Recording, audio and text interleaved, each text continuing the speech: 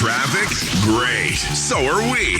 The Rush Hour with Scholes and Carria on News Talk Sauga 960. Welcome back to the Rush Hour. We got lots coming up here, so stick around anytime. By the way, you have a question or opinion, 416-640-0200. Going to move on now and welcome Executive Director Belinda Marchese, Hospice Vaughan. Hello, Belinda. Good afternoon. How are you? Good afternoon to you all. Hope everyone is doing well and keeping safe. It is a Monday, so we're starting a new week, but yeah, everyone's keeping safe regardless of what the numbers say. But tell us a little bit to get started, Belinda. Hospice Vaughan, give us some details on what that is. Wonderful. Thanks, John. Hospice Vaughan is a wonderful hospice, like many across the province and across our GTR region, that provides compassionate care to those that are facing declining health issues and end-of-life care needs, and that also supports family caregivers in local communities, which include here in Vaughan, but across the GTA and GTR region, exists across Canada, across the world, and it's a concept of really just people taking care of people's loved ones. Yeah, so Belinda, hi Belinda. Hi Elvira, so nice to hear your voice. Oh, and likewise, I can't imagine what your lives have been like during COVID from a Hospice Vaughan perspective. Talk to us about, how busy have you been? I mean, it's I think we know the answer, but talk to us a little bit about that. Yeah, Elvira, it's such an important conversation to have. Hospices take care of sick and dying, but we haven't dealt with a pandemic like anyone else in the globe, right? Mm-hmm. So what it's done for people facing illnesses, including normal aging issues or health declining or end-of-life care issues, are already quite full. But on top of that, supporting people that are directly impacted by an illness such as COVID or a death related to COVID or a combination has made hospice work explode, to be very honest with you. Yeah. It's taken my breath away, let me tell you, but, we focus on what we can do and how to help each other through these tough times. Belinda, I've done a lot of work in my 30-plus years in the media industry, and I have to be honest, this is not to talk about you specifically, but I have to for a moment. I would be remiss if I didn't.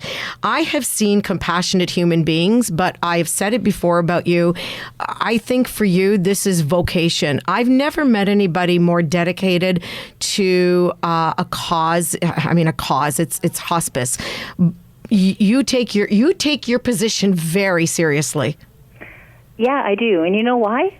Because I know what it feels like. I've lived it. We don't do hospice work because it's a job. We do it because we've lived our own experiences. And lived experiences teach us what it is for our own families and loved ones. And then when you're faced every day, and I got to tell you, the phone was ringing like nonstop, 7 days a week, day, night, overnight, with stories during the COVID episode, starting in early March. And then I look at my own family, like, what are we dealing with? What have we dealt with so far? How are we dealing with our aged people or people that are sick in our own lives? So my vocation is really a reflection of my values of family and community, and it does become personal. There's some hardships to that because we got to keep our hearts going and we have to get some sleep now and again. But at the end of the day, think about it. We have each other, and we hope people have each other. Think about everyone that doesn't have someone. So it just drives that passion forward.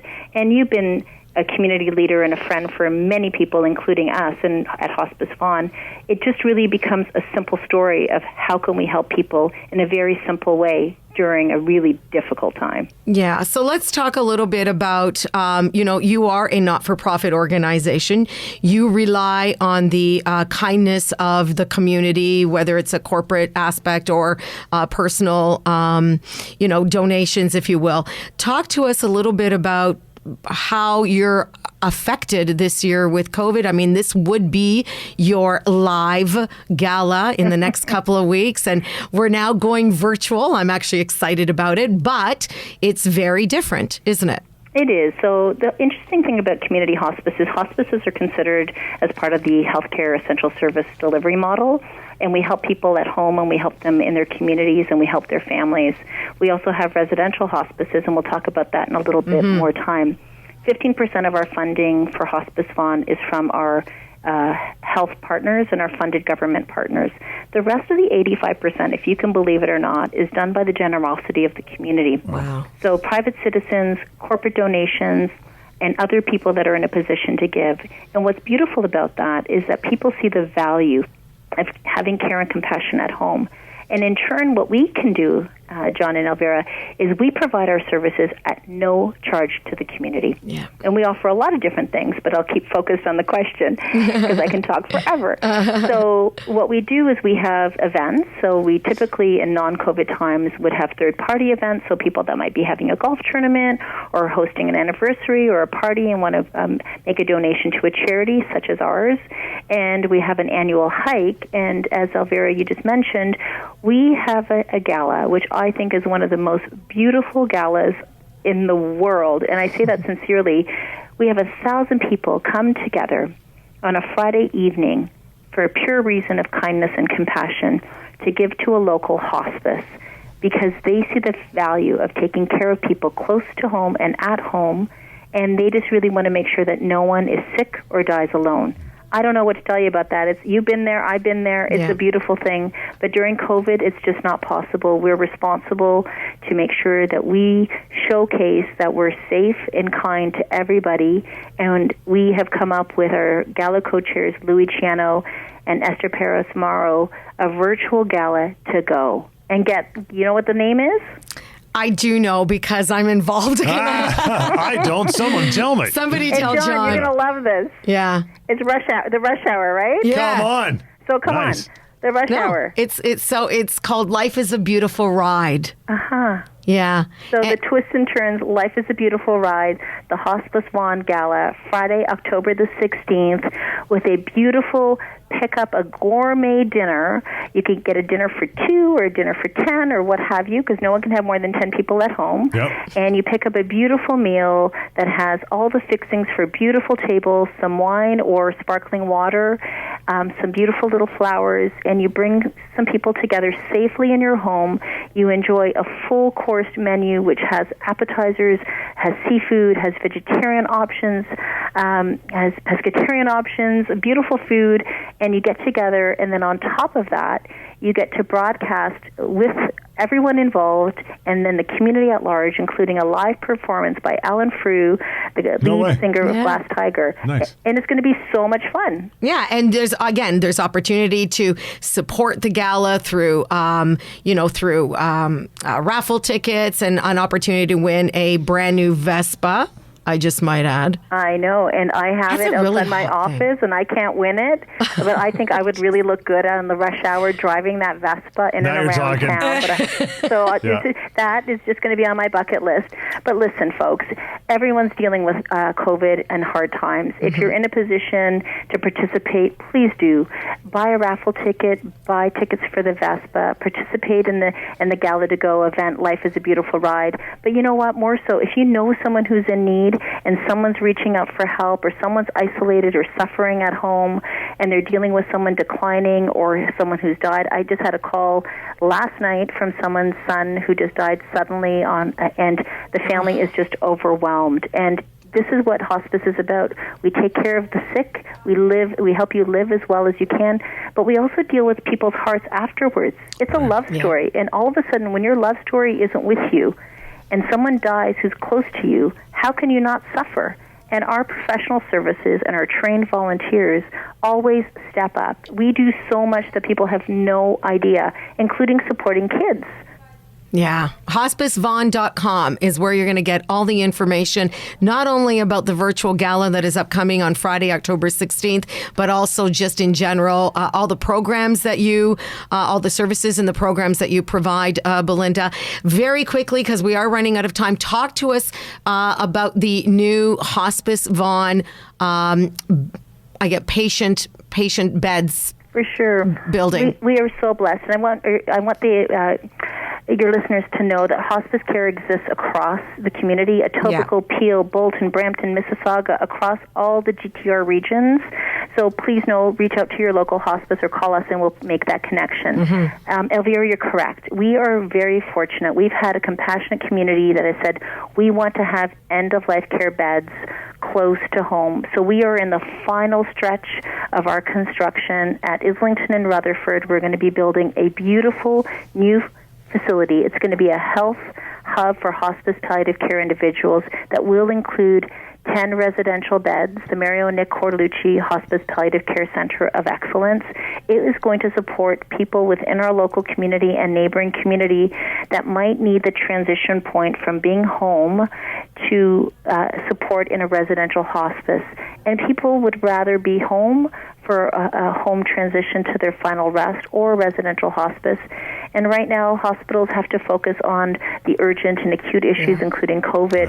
So we are so grateful that the community has helped us to get to this point.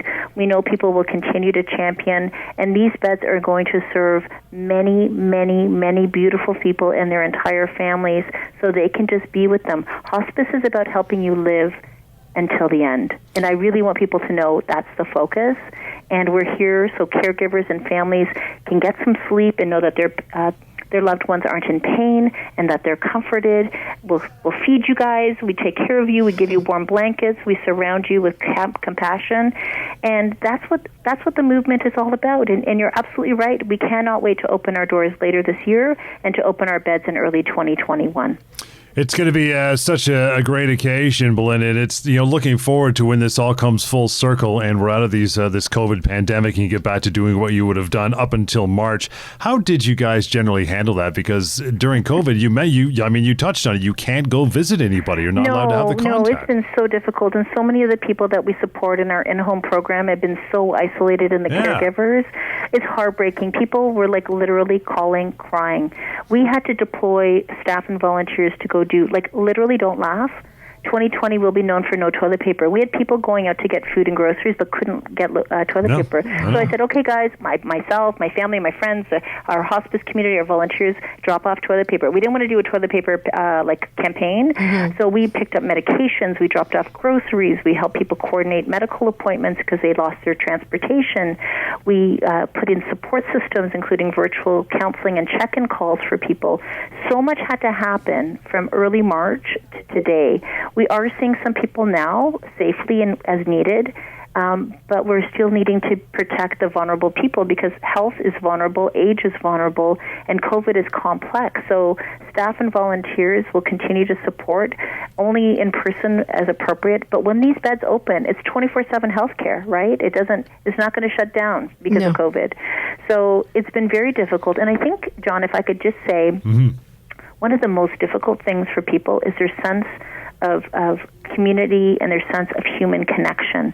If it's a person that's sick, you don't get to see people, you don't get to, feel their hand or get their warmth of a hug. For a dying person or their family, you don't have as many of the rituals like coming together and celebrating, if it's a celebration of life or a funeral or a spiritual celebration. It's been very painful for people. So we're all trying to make sure that people know it's difficult. We're here. We have to create hope and faith and connection.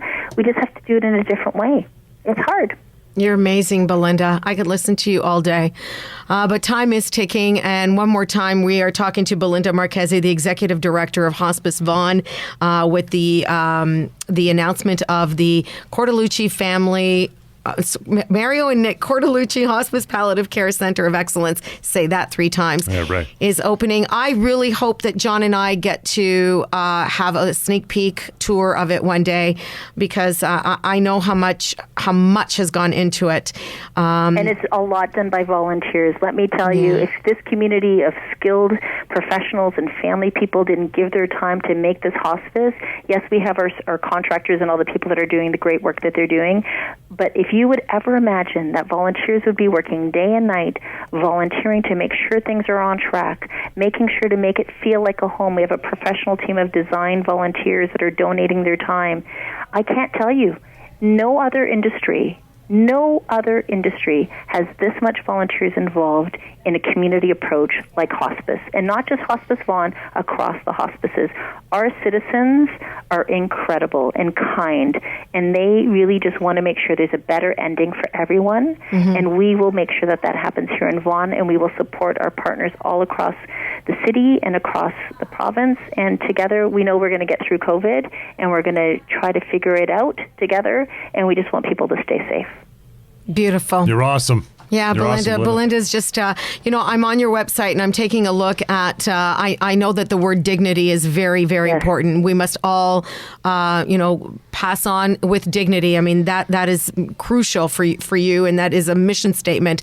Facts on death and dying, John. Get a load of this. 70% of Canadians die in hospital. It costs per day for a hospice care, it's $460. But residential palliative care beds in Vaughan costs $0. No kidding. That's the whole thing. That is the whole premise behind Hospice Vaughan, is that, they are, they have worked so tirelessly to ensure that these beds are available at $0 cost. Am I right? You are.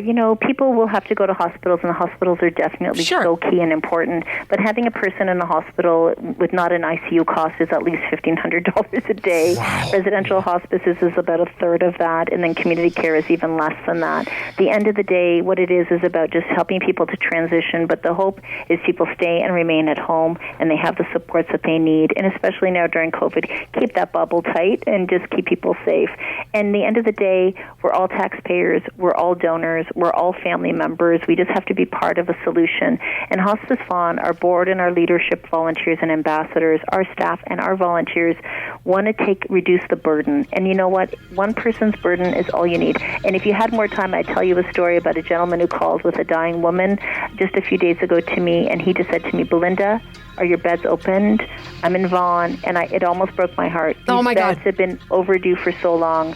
We have to help people to transition and to ease that suffering, and dignity is, the end of the day, the only thing that we can hope for, and it's just so important. It's the little things, if you can imagine. Yeah. Sometimes the big things are big, but it's the little things. And just having people hold your hand and to be by the bedside and just to tell you that they love you and share stories and memories. I hope that happens one day for me it and will. for you. It will. It will, darling. Belinda, appreciate your time. Belinda Marchese, Executive Director, Hospice Vaughan. Reach out to Hospice Vaughan. Get some tickets for that gala and do some reading and follow up as well. We'll catch you next time. You're invited back here anytime you need. Belinda, appreciate your time. Thank you, John. Thank you, Elvira. You guys stay safe, and all your listeners, too. Take care. Thank you. No radio? No problem. Stream the Rush Hour live